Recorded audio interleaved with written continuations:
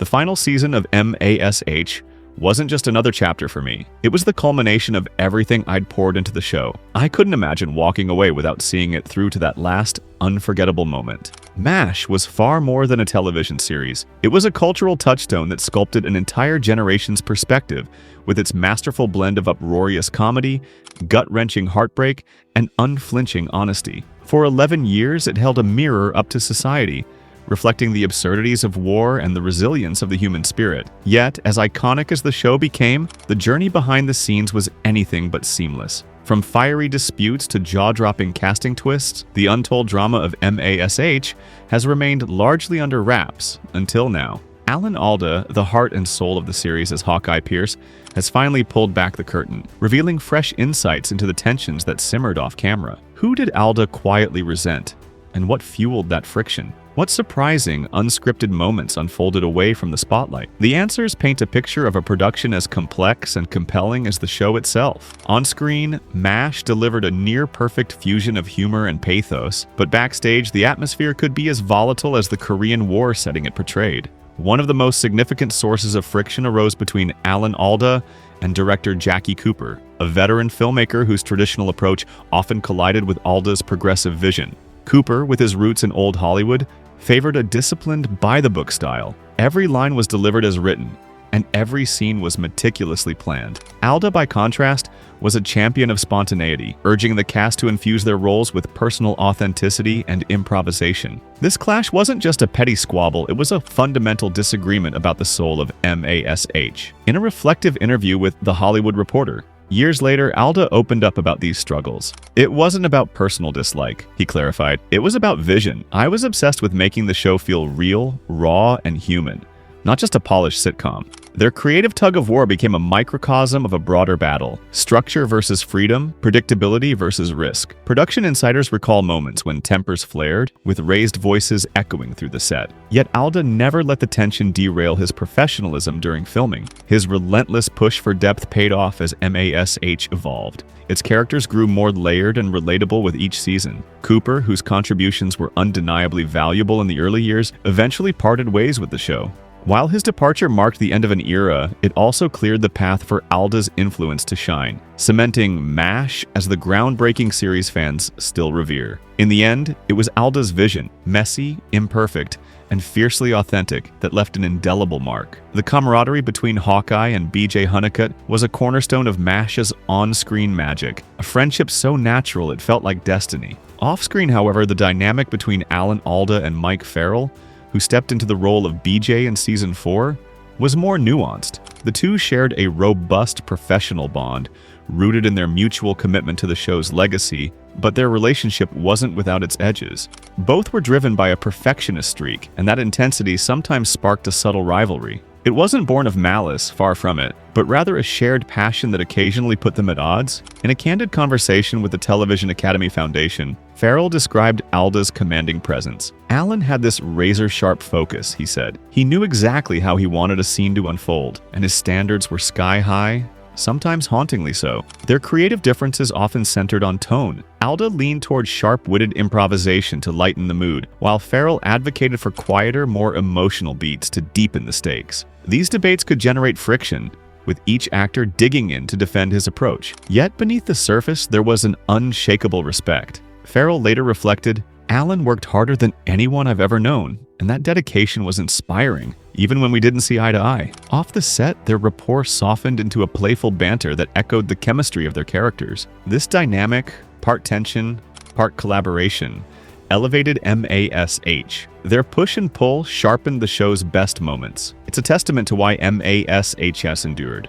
Every clash, every compromise was fueled by a collective hunger to make something extraordinary. The MASH. The ensemble feels like it was fated to come together. Each actor slipped into their role as if born for it. But assembling that legendary cast was a roller coaster of chance, calculation, and near misses. Take Loretta Swett, whose portrayal of Major Margaret Hot Lips Houlihan became iconic. She nearly lost the role to a scheduling conflict, tied up with another project that mercifully fizzled out before MASH took flight. "It was pure luck," Swett recalled in an interview with the Television Academy Foundation. "I wasn't supposed to be available, but fate had other plans." Her last-minute availability turned out to be a stroke of genius, bringing a fierce, multifaceted energy to the character. Larry Linville's casting as Major Frank Burns, meanwhile, was a deliberate choice.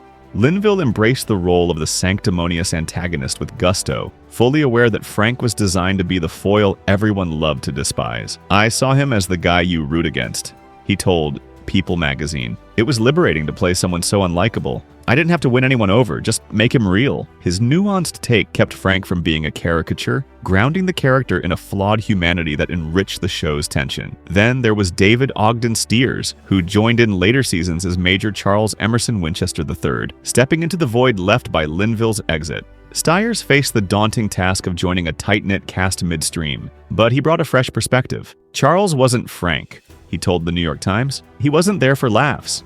He had intellect, dignity, and complexity, and that's what drew me in. His arrival reinvigorated the series, proving that even late additions could leave a lasting imprint. These casting stories, rife with serendipity and strategy, underscore how MASH thrived on the unique alchemy of its actors, turning stock roles into timeless figures. After 11 trailblazing seasons, bringing MASH to a close was an inevitable, heart-wrenching necessity. The final episode, Goodbye, Farewell, and Amen, aired on February 28, 1983, and etched itself into television history as the most-watched broadcast of its time, drawing over 106 million viewers. Its emotional resonance wasn't just a gift to the audience. It was a catharsis for the cast and crew who'd lived it. Alan Alda, who co-wrote and directed the finale, found the process almost unbearable. "I was in the editing room, tears streaming down my face," he told the Television Academy Foundation. "We weren't just wrapping a show.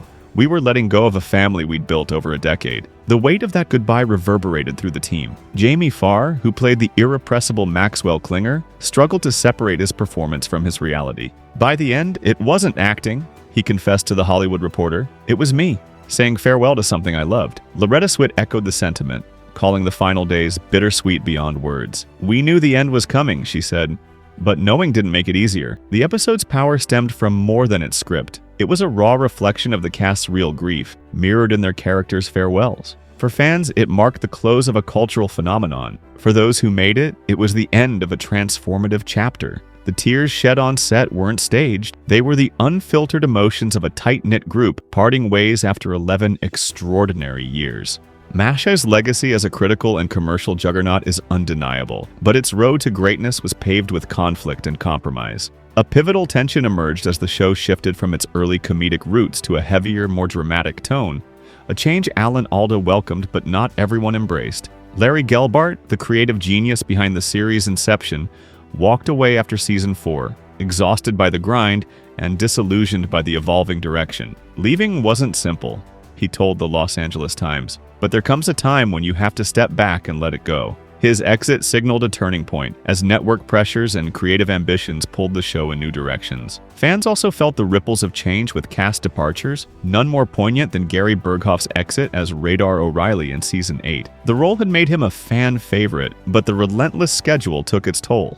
"I was spent," Berghoff admitted to the Television Academy Foundation. "I adored Radar, but I had to prioritize myself." His burnout was a stark reminder of the human cost behind the show's brilliance, though his return for a 2-part send-off softened the blow. These upheavals, creative clashes, personal sacrifices, and shifting tones laid bare the challenge of sustaining MASH's magic. Its ability to balance laughter and tears was its strength, but that harmony came at a price, forged through a journey as turbulent as the war it depicted.